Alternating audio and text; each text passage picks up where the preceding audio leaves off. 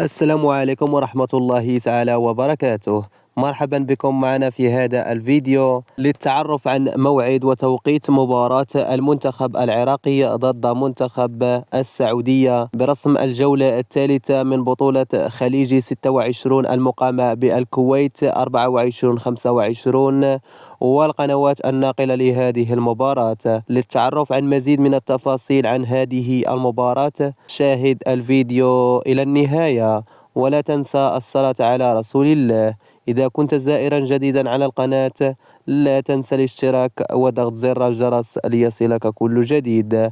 مواجهة منتخب العراق ضد منتخب السعودية في الجولة الثالثة من بطولة خليج 26 سوف تكون يوم 28 يوم السبت 28 من ديسمبر الحالي شهر 12 2024.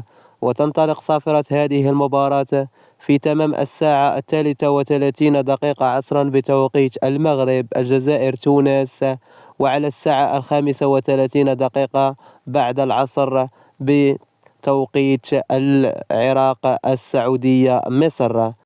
بالنسبة للقنوات الناقلة لم تعلن أي قناة لحد الساعة نقل المباراة. سنوافيكم بأي جديد بخصوص مباريات المنتخب العراقي إن شاء الله.